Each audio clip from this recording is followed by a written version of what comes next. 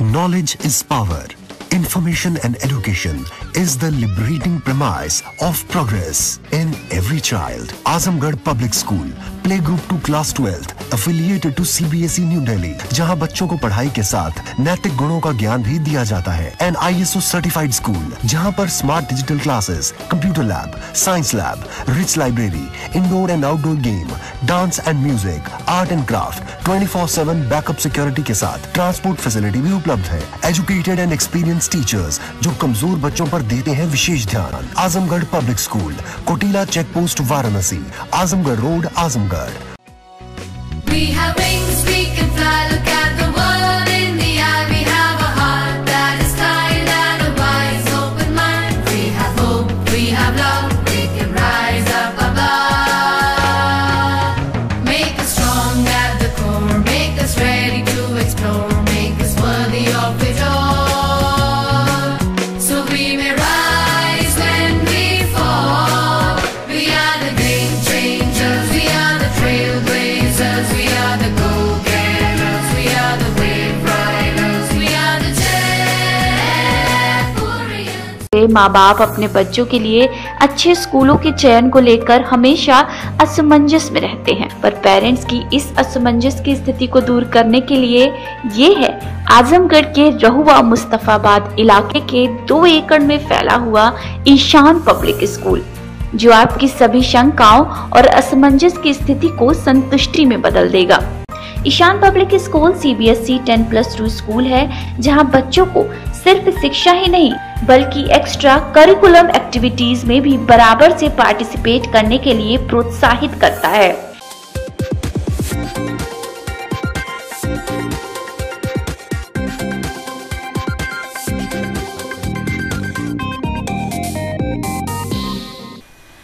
लोकसभा चुनाव की रणभेदी बज चुकी है. चुनाव की तारीखों का ऐलान हो चुका है. आजमगढ़ में 6वें चरण में 12 मई को वोट डाले जाएंगे. अभी तक किसी भी राजनीतिक दल ने प्रत्याशी घोषित नहीं किया है, लेकिन अटकलें तेज हैं कि आजमगढ़ सदर लोकसभा सीट से वर्तमान सांसद मुलायम सिंह यादव की जगह उनके पुत्र व सपा के राष्ट्रीय अध्यक्ष अखिलेश यादव चुनाव लड़ सकते हैं. अखिलेश के चुनाव लड़ने की चर्चा मात्र से सपा खेमे में जबरदस्त उत्साह है. समाजवादी पार्टी के जिला अध्यक्ष हवलदार यादव का कहना है कि अगर अखिलेश जी आजमगढ़ से उम्मीदवार होंगे तो चुनाव एक तरफा हो जाएगा, विरोधियों की जमानत जब्त हो जाएगी, क्योंकि सपा द्वारा जिले में कराए गए विकास कार्यों के नाम पर वोट पड़ेगा. उन्होंने कहा कि इतनी भारी जीत होगी कि देश में रिकॉर्ड बनेगा. कहा कि अखिलेश जी के चुनाव लड़ने से पूर्वांचल की सभी सीटों पर असर पड़ेगा.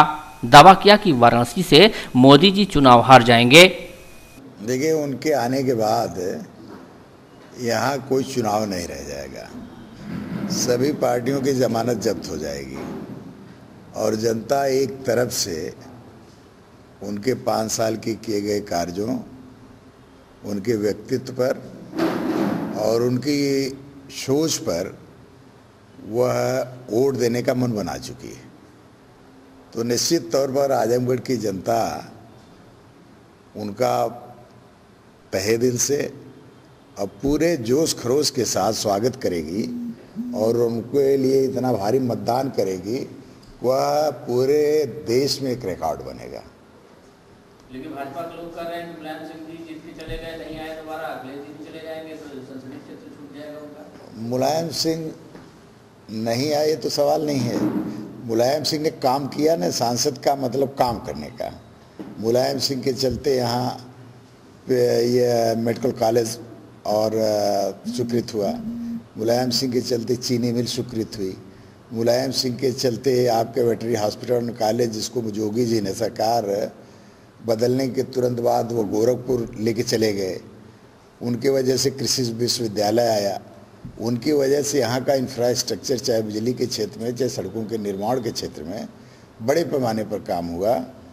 तो उनके न आने पर कोई मतलब नहीं है. वो तो हर चीज़ में विकास के हर चीज़ में दिखाई दे रहे हैं. तो कोई प्रतिनिधि आता है कि नहीं आता है, वह उनका उम्र का भी कुछ फैक्टर था जिसकी वजह से नहीं आते थे. तो कुल मिला करके वो आए नहीं, यह सवाल नहीं है. उन्होंने काम कितना किया, सवाल इस बात का है. और अखिलेश यादव तो अभी यंग है, जय बार आप लोग बुलाएंगे तय बार आएंगे। भाजपा दावा कर रही है कि दोनों सीट जीतेंगे, आपको क्या लग रहा है? भाजपा ख्याली पुलवाह है और भाजपा लगता है कि जो सपने देख रही है वो सपने उसके पूरे नहीं होंगे, जो जुमले गढ़ रही है वो जुमले अब जुमले ही रह जाएंगे। भाजपा का कहना है कि पिछली बार तो नेताजी ग्रेस मार्च से जीते, किसी तरह से जिताए गए, जीते नहीं, तो इस बार क्या एक तरफा लड़ाई रहेगी? इस बार तो एक तरफा लड़ाई है। जब सपा बसपा का गठबंधन है तो लड़ाई का कोई मतलब ही नहीं है, वो भी आजमगढ़ जैसे जिले में। बगल से मोदी लड़ रहे हैं, यहाँ से अखिलेश जी, पूर्वांचल तो क्या था? पूर्वांचल मोदी जी हार जाएंगे सीट, हार जाए? हाँ श्योर। पूरे पूर्वांचल पर असर पड़ेगा अखिलेश जी की लड़ाई? हाँ, पूरे पूर्वांचल पर असर पड़ेगा और मोदी जी का हारना तो तय हो जाए। सपा बसपा का गढ़ रहे आजमगढ़ जनपद में इस बार दोनों दलों का गठबंधन है। ऐसे में भाजपा की मुश्किलें बढ़ गई हैं। जिले के वरिष्ठ पत्रकार विजय यादव का कहना है कि अखिलेश यादव आजमगढ़ से लड़ते हैं तो कोई मुकाबले में नहीं रहेगा, क्योंकि जिले का विकास सिर्फ सपा सरकार में ही हुआ है। देखिए, अखिलेश यादव अगर आते हैं यहाँ, जो संभावना बन रही है, तो फिर कोई मुकाबला ही नहीं रहेगा। क्योंकि पहली बात, सपा और बसपा का गठबंधन हो जाने के बाद तो इसी तरह से वो भारी हो जाते हैं। दूसरी बात, आजमगढ़ के विकास में शुरू से लेकर अंत तक कोई ईंट अगर है तो वह समाजवादी पार्टी या अखिलेश यादव कह लीजिए, इन्हीं लोगों की है। इस नाते मुझको तो नहीं लगता है कि कोई मुकाबला फ़िलहाल देखने को मिलेगा। लेकिन चुनाव होता है। अब विपक्ष से कौन प्रत्याशी आता है, इस पर भी बहुत कुछ निर्भर करेगा। एक बात और इससे चल रही है कि जैसे मान लीजिए कि रमाकांत यादव जी आते हैं, तो क्या यादव वोटों में बिखराव होगा या अखिलेश के नाम पर ही करेगा? 2014 यह नहीं है, ये 2019 है।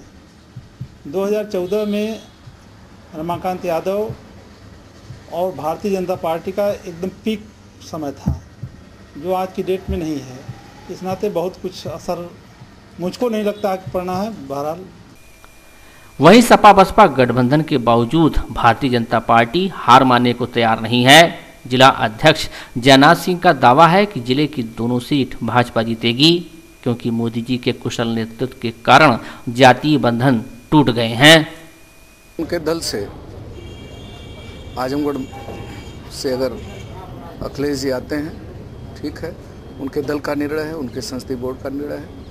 लेकिन भारतीय जनता पार्टी आजमगढ़ जनपद में दोनों सीटों पर अपना परचम लहराने जा रही है। और जैसे लालगंज हम जीते हैं और आजमगढ़ से हमारे नहीं थे, हरवाया गया था।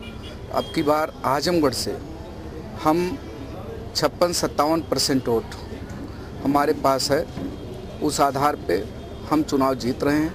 हमारे बूथों की इतनी अच्छी संरचना है और इतने संगठन पे कार्यकर्ता हमारे बूथों पे खड़े हैं और बूथ हमारा मजबूत है। इसलिए कहीं भी किसी तरह के गठबंधन हो, चाहे जो चीज़ें हों, वो कहीं आड़े हाथे नहीं आने वाली है। और चाहे कितना भी गठबंधन कर लें, हर वर्ग के लोगों का भारतीय जनता पार्टी के साथ वोट है। अगर वह जाति आधारित पर राजनीति की बात करते हैं तो मैं भी ये कह सकता हूँ कि जातीय बंधन सब टूट गए हैं। और माननीय लोकतंत्र के महानायक यशस्वी देश के प्रधानमंत्री आदरणीय मोदी जी के नेतृत्व में हम दोनों सीटें आजमगढ़ की जीत रहे हैं। और किसी भी तरह से कहीं भी अगर ये लोग दावा करते हैं वह झूठा है और बेबुनियाद मामला उनका है। कहीं उनके पास कोई आधार नहीं बनता है। आइए बताइए, आजमगढ़ सपा का गढ़ रहा है और संयुक्त जो गठबंधन हो गया है, काफी टक्कर होगी, इसको किस तरीके से चुनाव किया? निश्चित रूप से आप पिछला ही चुनाव देख लीजिए। अगर सपा का गढ़ है, माननीय मुलायम सिंह यादव आजमगढ़ से चुनाव लड़े थे और आजमगढ़ से चुनाव लड़ने के बाद पूरी अपनी ताकत लगाने के बाद सरकारी मशीनरी का दुरुपयोग हुआ, पूरी सरकार लगी। इसके बाद जीतते जीतते पूरा कुनबा आकर के आजमगढ़ में डेरा डाला था। इसके बाद यहाँ के पदाधिकारी और कार्यकर्ताओं ने इनको एकदम अंतिम ना को चना चबाना पड़ा, लेकिन तब भी वो हार रहे थे चुनाव। जबरदस्ती और मैं ये कह सकता हूं कि किस तरह पूरा प्रदेश जानता है, पूरा देश जानता है कि मुलायम सिंह यादव किस तरह यहाँ चुनाव जीतते हैं। सपा जिला अध्यक्ष का कहना है कि अगर अखिलेश जी यहाँ से चुनाव लड़ते हैं तो अखिलेश जी की सीट तो बहुत भारी मतों से जीतेंगे, मोदी जी भी बनारस से चुनाव हार जाएंगे, इसका असर रहेगा। अब भाई वो हवलदार यादव जी अब इतने बड़े नेता हैं, अब इतनी बड़ी बात वो बोल रहे हैं, अब उनको सोच समझ के इस तरह की बात बोलनी चाहिए। मैं कह सकता हूँ हिंदुस्तान के यशस्वी प्रधानमंत्री के घुटने के बराबर भी गठबंधन में कोई नेता नहीं है, और बात हारने जीतने की तो अलग है।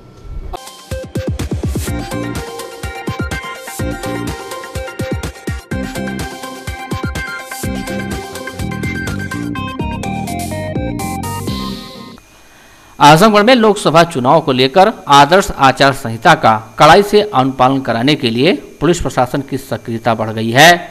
सीओ सदर मोहम्मद अकमल खान ने वाहन चेकिंग के दौरान सिधारी थाना क्षेत्र के बैठोली मोड़ के समीप से स्विफ्ट कार सवार मुनीम से 16 लाख रुपए बरामद कर उसे पकड़ लिया।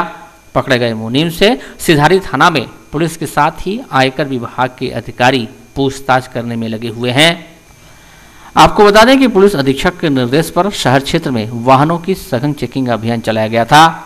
सीओ सदर मोहम्मद अकमल खान सिधारी पुलिस के साथ बैठोली बाईपास मार्ग पर वाहनों की चेकिंग कर रहे थे। इसी दौरान बैठोली से हाफिजपुर की ओर आ रही कार को रोका गया और कार सवार मुनीम की तलाशी ली गई। तलाशी लेने पर पुलिस ने उसके पास से 16 लाख रुपए बरामद किया। रुपए के साथ मुनीम व कार को लेकर पुलिस सिधारी थाने पर आ गई। सीओ सदर ने इस मामले की सूचना आयकर विभाग के अधिकारियों को दी। आयकर विभाग के अधिकारी भी सिधारी थाने पर पहुंचकर हिरासत में लिए गए मुनीम से रुपए के बारे में पूछताछ करने में जुट गए। रुपए से संबंधित कोई कागजात मुनीम पेश नहीं कर सका। एसपी ने बताया कि पकड़ा गया मुनीम वीरेंद्र पुत्र राम केवल यादव बीरगंज थाना क्षेत्र के छिछोरी गांव का निवासी है। वह शहर के जुनेदगंज स्थित राहुल इंडस्ट्रियल राइस मिल का मुनीम है। उक्त राइस मिल रामचंद्र यादव का बताया जा रहा है। उनका कहना है कि मुनीम मऊ जिले के मोहम्मदाबाद क्षेत्र से बकाया रुपए का तगादा लेकर आ रहा था। मॉडल कोड ऑफ कंडक्ट लागू हो चुका है। 27 बिंदुओं पे चेकिंग अभियान चलाया था। उस चेकिंग के दौरान हमको एक गाड़ी से 16 लाख रुपये बरामद हुए। इसके लिए हमने इनकम टैक्स को इन्फॉर्म किया। जो डिस्ट्रिक्ट इलेक्शन ऑफिसर हैं यहाँ पे, डिस्ट्रिक्ट मजिस्ट्रेट, उनको इन्फॉर्म किया गया और इन्फॉर्म करने के बाद उसके खिलाफ 188 का मुकदमा कायम हुआ है। आगे की कार्रवाई की जा रही है। जो एक डिस्ट्रिक्ट लेवल पे कमेटी बनी है उसके सामने रखा जा रहा है। इनकम टैक्स डिपार्टमेंट की रिपोर्ट वेट कर रहे हैं। जैसा कमेटी डिसाइड करेगी वैसा उनके खिलाफ कार्रवाई की जाएगी। सर किनका था ये तो पता लग पाया? ये वीरेंद्र यादव थे। वो जो गाड़ी मालिक थे उनकी गाड़ी में मिला हुआ है। अभी इसकी तहकीकात चल रही है कि पैसा कहाँ से आया था, कहाँ जा रहा है। क्या करते हैं, कहाँ के रहने वाले हैं, जानकारी? ये बिजनेसमैन है। अभी ये जानकारी मिली कि ये बिजनेसमैन है और इनका ये कहना था कि उसी बिजनेस से रिलेटेड ये पैसा है। लेकिन चूंकि आचार संहिता लागू है, एक निश्चित सीमा से ऊपर कोई पैसा का मूवमेंट नहीं हो सकता, इसलिए ये पैसा सीज कर दिया गया।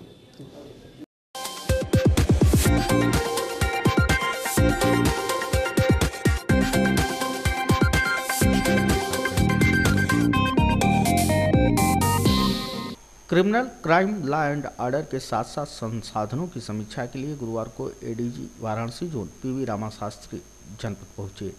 सर्किट हाउस में प्रेस वार्ता के दौरान एडीजी वाराणसी जोन श्री शास्त्री ने कहा कि अपराध और अपराधियों पर नियंत्रण अंकुश के लिए जनपद पुलिस क्या कर रही है, घटनाओं का अनावरण उनके द्वारा किस प्रकार किया जा रहा है, मैन पावर से लेकर मशीन तक के इंतजाम किस तरह के रखे गए हैं, इन सब बिंदुओं पर उनके द्वारा समीक्षा की जा रही है। उन्होंने कहा कि अवैध शराब व अवैध शस्त्र के खिलाफ अभियान चलाया जा रहा है। वांटेड व वारंटी सभी की पड़ताल हो रही है। 3-4 इश्यूज़ पर डिस्कस करने के लिए आए थे। एक तो जो होली आ रहा है, तो होली के समय पर लॉ एंड ऑर्डर का प्रबंध किस प्रकार के होगा, इस पर चर्चा करने के लिए। दूसरा क्राइम, इस बीच में कुछ क्राइम्स हुए हैं, इस क्राइम्स को कैसे वर्कआउट किया जा रहा है, क्या स्ट्रैटेजी है, और क्रिमिनल्स हैं क्योंकि अभी ऑफिसर सारे नए आए हैं, तो फिर क्रिमिनल्स के ऊपर इनकी कितनी पकड़ है, ये भी समीक्षा करने के लिए कि क्रिमिनल्स के विरुद्ध क्या कार्रवाई किया जा रहा है। तो क्राइम एंड क्रिमिनल्स का जो दूसरा एजेंडा पॉइंट है। तीसरा हमारा जो रिसोर्सेस हमारे जितने भी हैं, मैन पावर है और बाकी अपना जो अस्त्र शस्त्र हैं और वायरलेस इक्विपमेंट वगैरह हैं, जितने भी हमारे रिसोर्सेस हैं उनका उपयोग सही प्रकार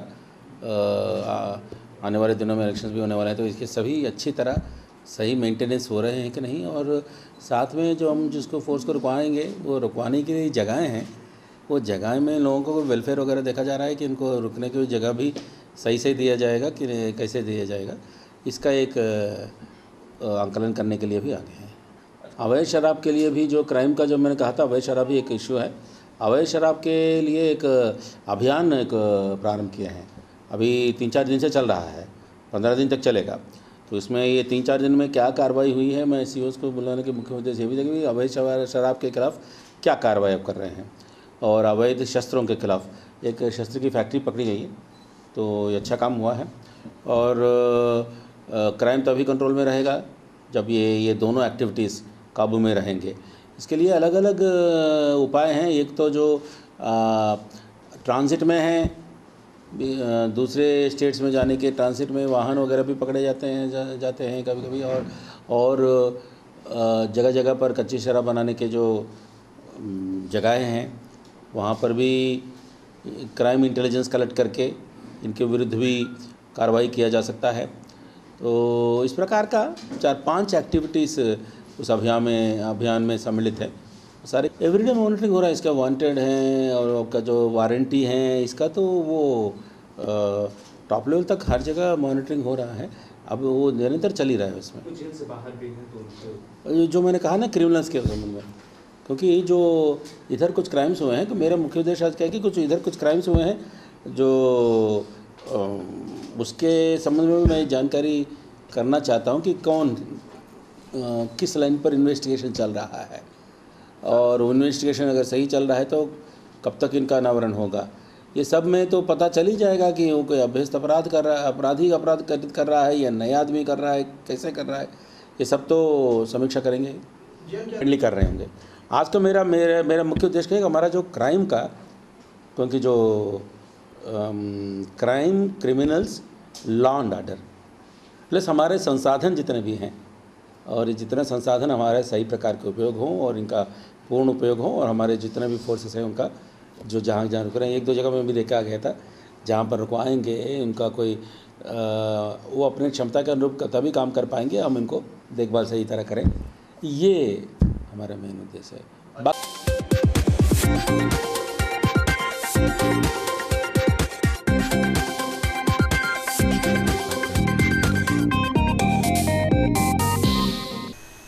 आजमगढ़ के शहर कोतवाली के पुरानी कोतवाली मोहल्ले में एक कॉफ़ी शॉप में उस समय अफरा तफरी मच गई जब कॉफ़ी मशीन का बॉयलर फट गया, जिसकी चपेट में आने से 2 लोग घायल हो गए। दोनों को उपचार के लिए अस्पताल में भर्ती कराया गया है। मिली जानकारी के अनुसार गुरुवार सुबह करीब 11 बजे पुरानी कोतवाली के गुप्ता मेडिकल हॉल के समीप रवि पुत्र पुल्लू की कॉफ़ी की दुकान में अचानक से कॉफ़ी बनाते समय मशीन का बॉयलर फट गया। इस घटना में 20 वर्षीय सन्नी और 10 वर्षीय खुशी घायल हो गए।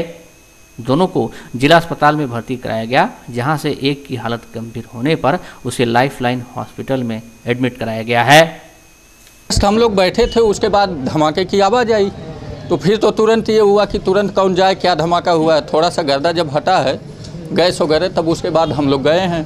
बाहर से भी आए तो उसमें वो क्या नाम है उसकी, मैंने वो कॉफ़ी की मशीन फटी थी और टोटल काउंटर जो उसमें बच्चा था उसके ऊपर गिर गया था, काउंटर, शीशा सब। एक छोटी सी बच्ची थी उस समय और अंदर एक बच्चा बैठा हुआ था, करीब 15 साल एज है, 15-16 साल। तो उसी को ज़्यादा चोट आई है। फिर वो काउंटर वगैरह हटा के वो उसके नीचे दब गया था, तो निकाला गया, उसको हॉस्पिटल ले गए। उसके बाद यहाँ पे जो भी था गैस सिलेंडर था वो हटाया गया सबसे पहले, फिर वो देख ही रहे हैं कॉफ़ी मशीन की हालत। ये बाहर निकला हुआ था, मुबारकपुर रास्ते में जा रहा था, तब तक यही मोहल्ले के लोगों का फ़ोन आया कि वहाँ पे सिलेंडर फटा हुआ है। तो मैं बाइक अपनी घुमा के फिर वापस आया हूँ, तो जैसा कि देखा कि यहाँ पे कॉफ़ी मशीन फटी थी, जिसकी वजह से एक बच्ची, जैसा कि बता रहे हैं कि बच्ची को भी चोट आई है। लाइफलाइन हॉस्पिटल लेके गए हैं, लाइफलाइन हॉस्पिटल लेके गए जी।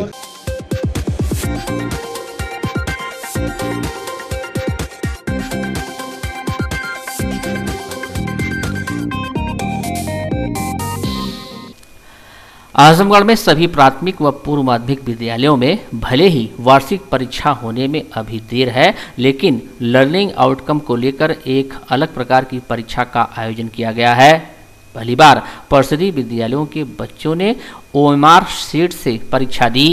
शासन के निर्देश पर स्कूलों की ग्रेडिंग को लेकर परीक्षा थी।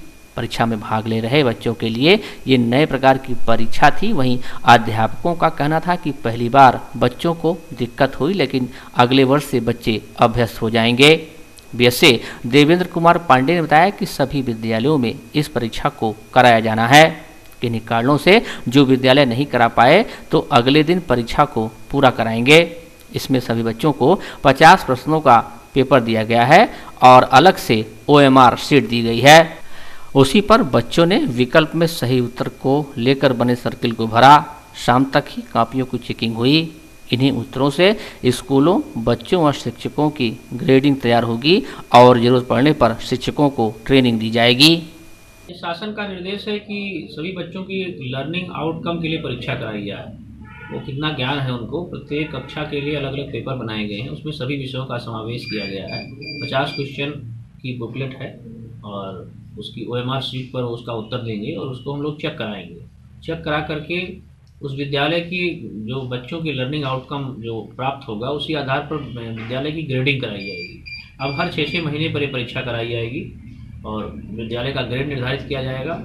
जिन स्कूलों की लर्निंग आउटकम सही नहीं मिलेगा, कमी मिलेगी, उसमें हम लोग सुधार का मौका देंगे। उन टीचरों को फिर ट्रेनिंग कराई जाएगी जिस विषय में बच्चे कमज़ोर मिलेंगे और उसके बाद पुनः जब दोबारा परीक्षा कराई जाएगी तो ये देखा जाएगा कितना सुधार हुआ लर्निंग आउटकम में और उसी आधार पर टीचरों का भी मूल्यांकन हो जाएगा और विद्यालय का भी। जनपद में कितने सेंटरों पर सर ये परीक्षा होगी? ये सभी विद्यालयों पे हो रहा है। आज 3250 स्कूल हैं हमारे, सभी विद्यालयों पर लर्निंग आउटकम की परीक्षा कराई जाएगी। शाम तक रिपोर्ट आ जाएगी। अगर कुछ विद्यालय में आज नहीं संपादित हो पाएगी तो कल हम लोग कराएंगे। हम लोग का पूरा लक्ष्य है कि सभी विद्यालयों में ये परीक्षा एक साथ कराई जाए। इस तरह से OMR के तहत पहली बार परीक्षा हो रही है तो कैसा रिस्पांस आ रहा है बच्चों का? थोड़ा सा सर देखिए बच्चों को समझने में मुश्किल हो रही है, लेकिन यही बार बार होगा हर साल तो बच्चे अच्छा सीख लेंगे। अच्छी चीज़ है ये। जो परीक्षा है OMR शीट ऑप्शन का है वो हम लोग को अच्छी तरीके से समझ में आ रही है और अच्छी परीक्षा है।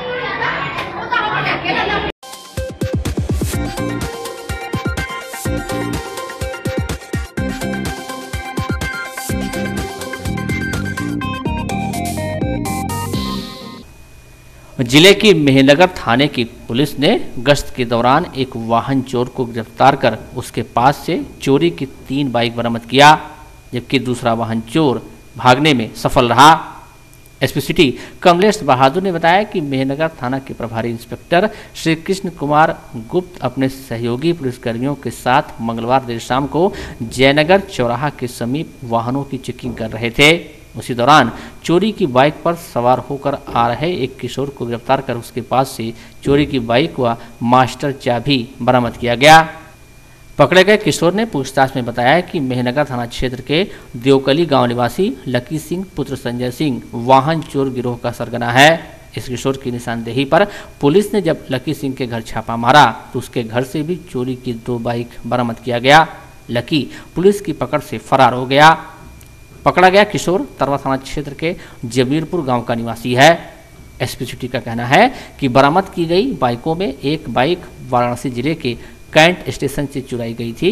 इस चोरी के संबंध में वाराणसी GRP थाना में मुकदमा दर्ज है। दूसरी बाइक मऊ जिले के चिड़ियाकोट व तीसरी बाइक गाजीपुर जिले से चुराई गई। थाना मेहनगर द्वारा कल दिनांक 12/3/2019 को चेकिंग के दौरान एक अभियुक्त गिरफ्तार किया गया है, जिसके कब्जे से एक अदद मोटरसाइकिल चोरी की बरामद हुई है। उससे पूछताछ करने पर पता चला है कि इसका एक साथी और है जो इसके साथ मिलकर ये चोरी करते हैं और इसकी निशानदेही पर उस दूसरे अभियुक्त के घर से 2 गाड़ियां बरामद की गई हैं जो गाजीपुर से चोरी की गई हैं और जो इस अभियुक्त के पास से मिली हैं ये बनारस से चोरी की हुई गाड़ी है और अभी एक अभियुक्त को गिरफ्तार करके जेल भेजा जा रहा है, दूसरे की गिरफ्तारी का प्रयास किया जा रहा है। अभी इस संबंध में पूछताछ की जा रही है कि क्या है, इनका कोई गैंग है और इनके पीछे कौन है, इस संबंध में पूछताछ की जा रही है। ये मास्टर चाबी रखते थे और सुनसान जगहों पे गाड़ियां में मास्टर की लगा करके उठा के लेके चले जाते थे। सर इसके साथ कोई और भी था या ये अकेले काम किया? ये अभी चेकिंग में अकेले पकड़ा गया था। इसने पूछताछ में बताया गया था कि इसके साथ एक और अभियुक्त है जो जिसके घर से इसने मोटरसाइकिल बरामद कराई हैं, जो चोरी की तस्दीक हो गई हैं और वो अभी फरार है। उसकी गिरफ्तारी का प्रयास किया जा रहा है।